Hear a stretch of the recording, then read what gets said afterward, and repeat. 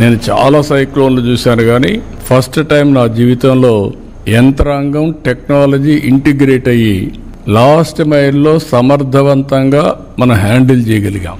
ఒక గ్రామంలో ఉండే వ్యక్తికి టెక్నాలజీ కానీ లేకపోతే తుఫాను కానీ ఎట్లొస్తుంది ఎప్పుడు వస్తుంది తెలియని పరిస్థితి నుంచి మన లాస్ట్ మైల్లో ఉండే మన ప్రభుత్వ ఉద్యోగి వీళ్ళంతా కూడా పర్ఫెక్ట్గా దీన్ని హ్యాండిల్ చేసే పరిస్థితికి వచ్చారు.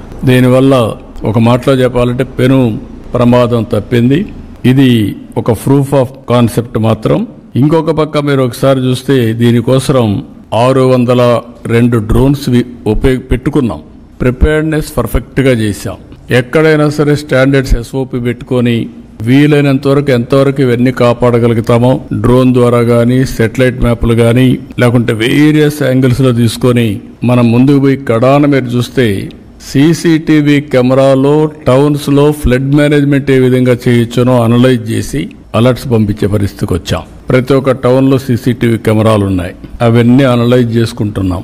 అనలైజ్ చేసుకొని మన వాళ్ళు ఫ్లడ్ మేనేజ్మెంట్ చేశారా లేదా, ముందస్తు జాగ్రత్తగా మనం చేసిన పని అన్ని డ్రైన్స్ అన్ని క్లీన్ చేయించాం.